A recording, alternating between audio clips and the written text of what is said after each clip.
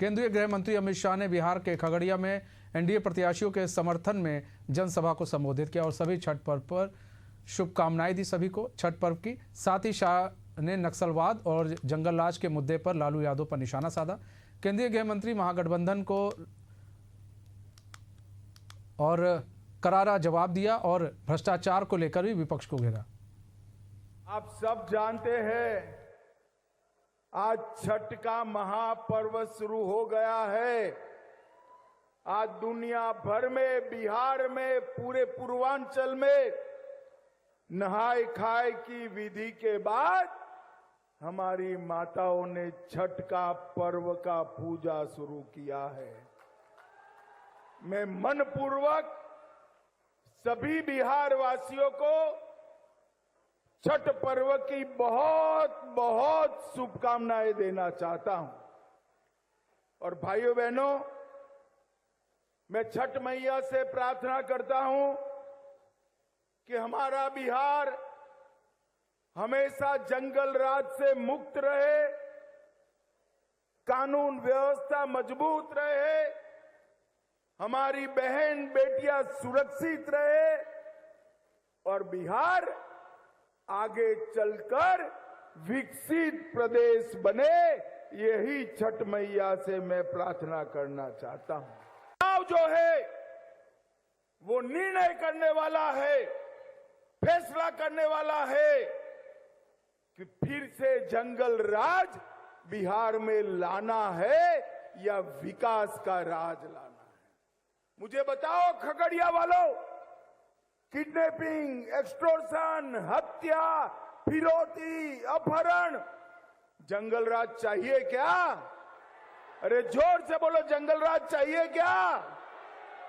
ये लालू रबड़ी की सरकार आई तो उसके साथ जंगल राज भी आएगा और एनडीए की सरकार बनी तो विकसित बिहार पूरे भारत में अपना डंका बजाएगा।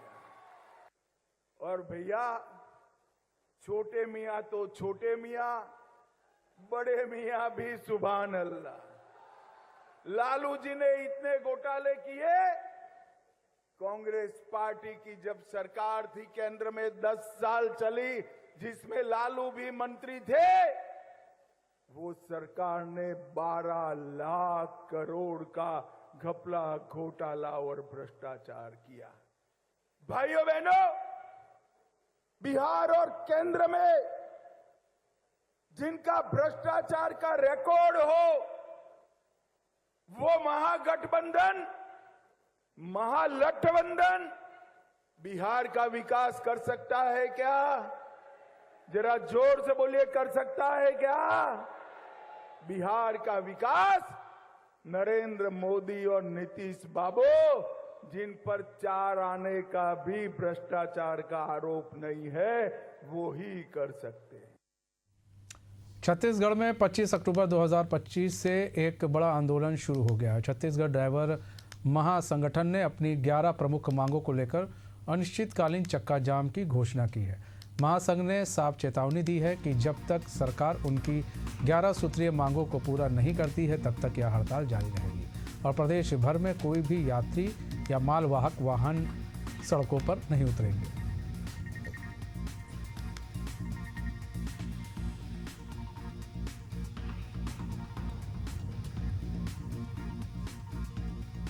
छत्तीसगढ़ ड्राइवर महासंघ के तत्वाधान में आज से प्रदेश भर के लगभग 3 लाख से अधिक ड्राइवर जो है वो अनिश्चितकालीन हड़ताल पर है। अपनी 10 सूत्री मांगों को लेकर के प्रदेश भर के ड्राइवर जो है वो अनिश्चितकालीन हड़ताल पे गए हैं। यानी लगभग जो है 3 लाख से अधिक ड्राइवर जो है वो महाबंद और चक्का जाम के जरिए अपना विरोध प्रकट यहाँ पर करते हुए नजर आ रहे हैं। छत्तीसगढ़ जो इनकी प्रमुख मांगे हैं उनमें 3 प्रमुख मांगे हैं। प्रदेश भर में, राज्य भर में पूर्ण शराबबंदी हो, ड्राइवर सुरक्षा कानून का गठन हो, साथ ही ड्राइवर वेलफेयर बोर्ड गठन की बात मांगों को लेकर के ये आज से जो है हड़ताल पे। और इनका क्या कहना है, क्या प्रमुख बातें हैं और क्यों आंदोलन की जरूरत पड़ी, हम जानना चाहेंगे। आज से आप लोग अनिश्चितकालीन हड़ताल पे, क्या 11 सूत्री प्रमुख मांगे हैं? जी, आप देख सकते हैं इस पोस्टर के माध्यम से हमारी 11 सूत्री मांग को, जिसमें वेलफोर्ड ड्राइवर आयोग और पुनः शराबबंदी का मांग किया गया है, क्योंकि सर जहाँ भी दुर्घटना होता है वहाँ पर जैसे ड्राइवर के द्वारा हो गया दुर्घटना और कोई भी बाइक वाला या कार वाला आके घुस गया तो उसमें केवल भारी वाहन के ड्राइवर को ही दोषी ठहराया जाता है, क्योंकि ये ड्राइवर दारू पी के नशा में था जिसके कारण ये दुर्घटना हुआ है। सर इसीलिए रोकथाम के लिए हम लोग पूर्ण शराबबंदी और जो आम जनता के द्वारा ड्राइवर के साथ अभद्र व्यवहार जो मारपीट किया जाता है उसको रोकथाम के लिए जो ड्राइवर आयोग का मांग किया है ये इसलिए किया है सर हम लोग। और भी कुछ लोग हम जानना चाहेंगे। आज से अनिश्चितकालीन हड़ताल पे जाने 3 लाख ड्राइवर सड़कों पर है। कुछ प्रशासन की तरफ से बात हुई और क्या ऐसी प्रमुख बातें हैं जिनको लेकर के आज आंदोलन की जरूरत पड़ी? हम लगातार 3 साल से शासन प्रशासन के पास अपनी मांगों को लेकर गए हैं, अभी तक किसी प्रकार का कोई सुनवाई नहीं हुआ है। और ये हमारा 11 सूत्री मांग में 3 सूत्री मांग हमारा मेन है, पूर्ण शराबबंदी, ड्राइवर वेलफेयर बोर्ड और ड्राइवर आयोग का गठन। ये छत्तीसगढ़ में एकदम उचित होना ही चाहिए लागू। और जब इतने सारे हमारे पूरे संपूर्ण छत्तीसगढ़ के सभी ड्राइवर भाई चाह रहे हैं कि शराब बंद हो, तो सरकार को इसमें ध्यान देनी चाहिए और ये शराब को बंद करना चाहिए। इसमें जैसे कि भैया ने बताया कई जगह दुर्घटना होता है तो सबसे पहले ड्राइवर शराब के ही नाम से बदनाम है सर। इसीलिए हम सब ने ये डिसाइड किया है, हम सब ने ये शराब को पूरा बंद करवाना चाहिए छत्तीसगढ़ में। और ड्राइवर आयोग, ड्राइवर वेलफेयर बोर्ड का गठन होना चाहिए, क्योंकि सर कभी भी रोड में अगर बड़े गाड़ी वाले के साथ एक्सीडेंट होता है तो ड्राइवर को मारा पीटा जाता है। हमेशा ये सब चीज़ बंद होना चाहिए। अगर आप लोगों की मांगे पूरी नहीं होती आगे क्या रणनीति होगी? ये हमारी अगर मांगे पूरी नहीं होगी सर तो हम तो जितने दिन तक के मांग पूरे नहीं करेंगे उतने दिन तक अनिश्चितकालीन हम धरने पे ही बैठे रहेंगे। तो आप देख सकते हैं कि तमाम ड्राइवरों का साफ कहना है कि जब तक के उनकी 3 प्रमुख मांगे जो है पूरी ना हो जाए तब तक के ये अपनी जो है अपने मांगों के चलते अनिश्चितकालीन हड़ताल पर बने रहेंगे। हालांकि देखने वाली बात ये होगी कि इनकी आंदोलन का प्रशासन पर कितना असर होता है और कब तक इनकी मांगों पर जो है विचार करके इनको आश्वासन दिया जाता है। कैमरामैन भगत सिंह परिहार के साथ नदीम मेमन, एशिया न्यूज़ रायपुर। भोपाल के निशातपुरा से पकड़ा गया आतंकी सैयद अदनान सीरिया में बैठे आईएसआईएस के कमांडर के सीधे संपर्क में था। कमांडर से ही उसे दिल्ली में ब्लास्ट करने का निर्देश मिला था। उसके पिता सैयद गुलफाम एक कंपनी में अकाउंटेंट हैं।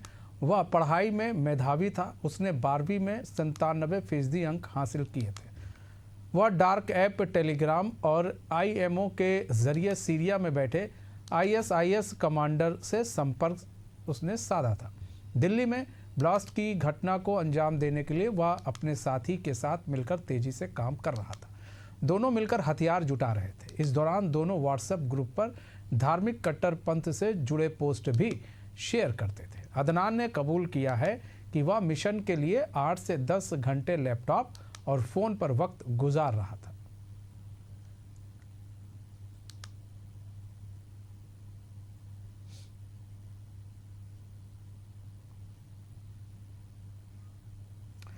राजधानी भोपाल में पकड़े गए आईएसआईएस आतंकी पर जमकर सियासत हो रही है। कांग्रेस नेता और पूर्व मंत्री पीसी शर्मा ने कानून व्यवस्था पर सवाल उठाए।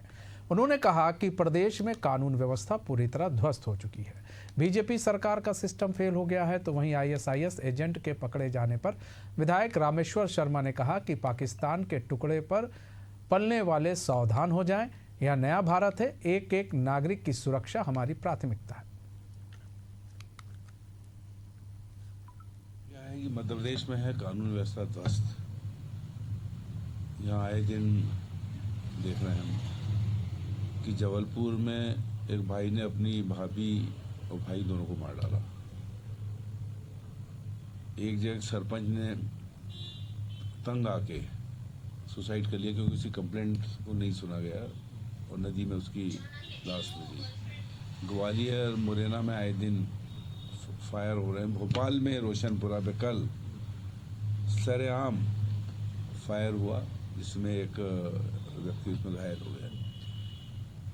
तो कोई देखने वाला नहीं, कोई पकड़ने वाली, और पुलिस पिट रही है पन्ना के अंदर, भीड़ आ रही है, मार रही है। ये कहते हैं एक सिस्टम फेल है। सिस्टम फेल, और जब सिस्टम फेल हो तो उसका फायदा ऐसे आतंकवादी उठाते हैं। कि एक भोपाल और एक दिल्ली से पकड़े गए हैं इन आतंकियों के खिलाफ भारत सरकार की एजेंसियां सख्त कार्रवाई कर रही है। हमारी एजेंसियां चौकन्ना हैं, सतर्क हैं और हर प्रकार के हिंट पर काम करती हैं।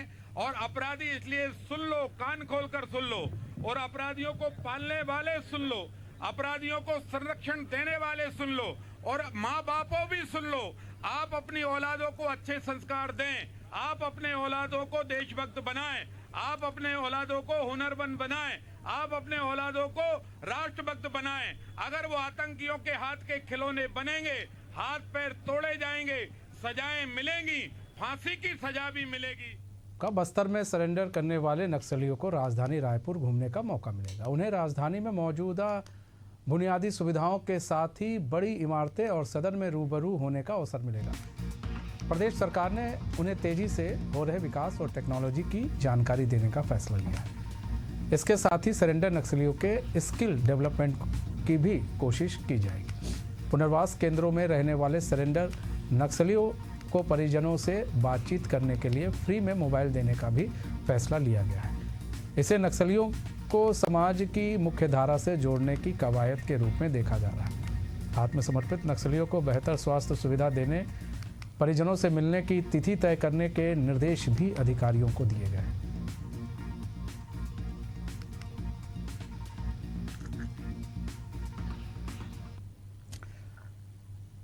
मध्य प्रदेश के पन्ना में किस्मत का तारा एक बार फिर चमका है।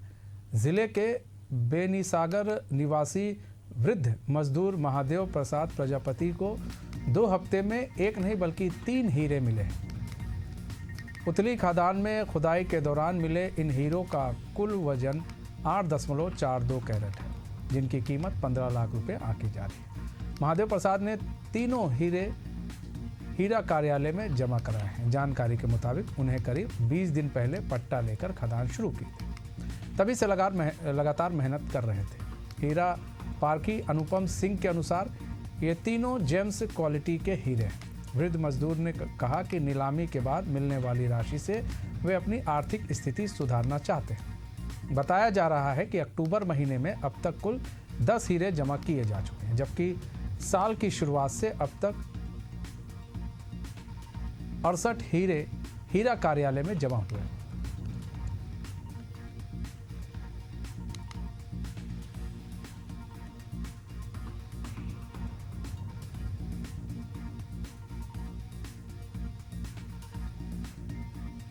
हरदा नगर पालिका द्वारा करीब 15 वर्ष पहले 50 लाख रुपए की लागत से खरीदी गई कचरा अपशिष्ट निस्तारण मशीन आज तक एक बार भी चालू नहीं हो सकी। रिझाड़ियां क्षेत्र में स्थापित यह मशीन अब जंग खा चुकी है और पूरी तरह भंगार में तब्दील हो गई है। स्थानीय लोगों का कहना है कि मशीन के पास स्थित मुक्ति धाम क्षेत्र में कचरे के ढेर से बदबू फैल रही है और लोगों का जीना मुश्किल हो गया है। नगर पालिका की लापरवाही के कारण यह परियोजना पूरी तरह विफल रही। अब नगर पालिका प्रशासन इस मशीन को कबाड़ के रूप में बेचने की तैयारी कर रहा है।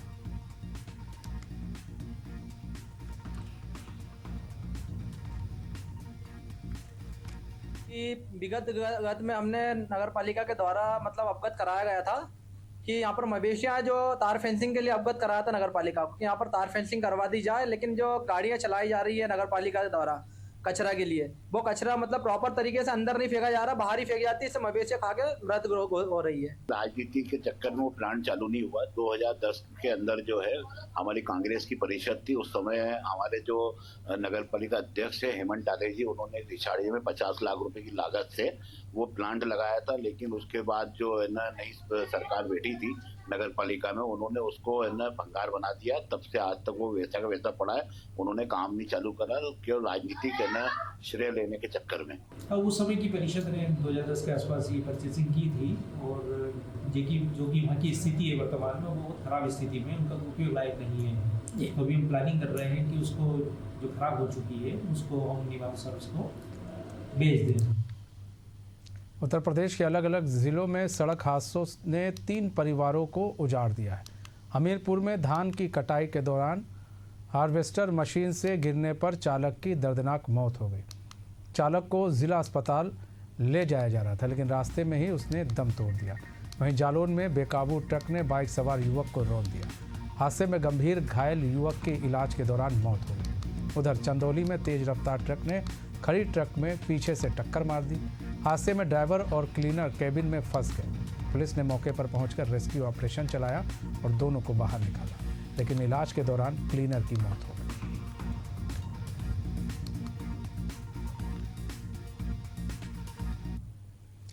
देश के अलग अलग राज्यों से हत्या की खौफनाक वारदातें सामने आई हैं। छत्तीसगढ़ के बलरामपुर में शराब ने एक बार फिर परिवार को उजाड़ दिया। यहाँ शराब पीने से मना करने पर बेटे ने पिता की डंडे से पीट कर हत्या कर दी और फरार हो गया।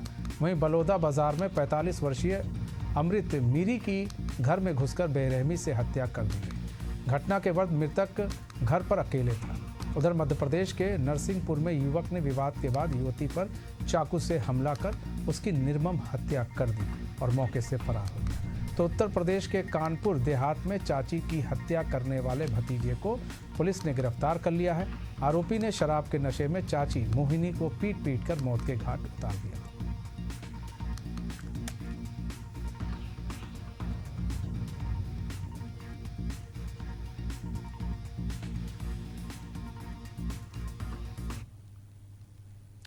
रोहित शर्मा की सेंचुरी और विराट कोहली की रिकॉर्ड तोड़ पारी की बदौलत भारत ने तीसरे वनडे में ऑस्ट्रेलिया को 9 विकेट से हरा दिया। इस हार के बावजूद ऑस्ट्रेलिया ने 3 मैचों की सीरीज 2-1 से अपने नाम की। मिचेल मार्श ने लगातार तीसरी बार टॉस जीता और पहले बैटिंग करने का फैसला किया। ऑस्ट्रेलिया टीम 46.4 ओवर में 236 रन बनाकर ऑल आउट हो गई। हर्षित राणा ने 4 विकेट लिए। जवाब में भारत ने 38.3 ओवर में 1 विकेट खोकर टारगेट हासिल कर लिया।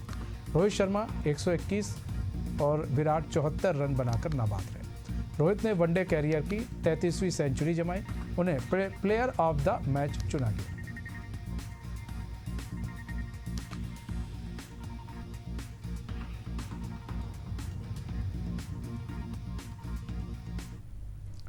बॉलीवुड और टीवी के जाने माने नाम रहे एक्टर सतीश शाह का निधन हो गया है। 25 अक्टूबर दोपहर 2:30 पर उन्होंने अपनी अंतिम सांस ली। जानकारी के मुताबिक सतीश किडनी से जुड़ी बीमारी से जूझ रहे थे। सतीश शाह ने 74 साल की उम्र में अपनी अंतिम सांस ली। अभी बॉलीवुड पीयूष पांडे के निधन की खबर से उभर ही रहा था कि सतीश के अचानक जाने से इंडस्ट्री को एक और बड़ा झटका लगा है। फिल्म और टीवी इंडस्ट्री में मातम पसर गया है। सतीश शाह ने अपने कैरियर में ढेरों फिल्मों में काम किया। हालांकि उन्हें घर घर में फेमस टीवी शो सारा भाई वर्सेस सारा भाई ने इंद्रवदन सारा भाई उर्फ इंदू के रोल्स ने बनाया था। इस कॉमेडी शो में सतीश का काम कमाल का था। आज भी इंस्टाग्राम पर शो से उनके क्लिप्स वायरल होते हैं।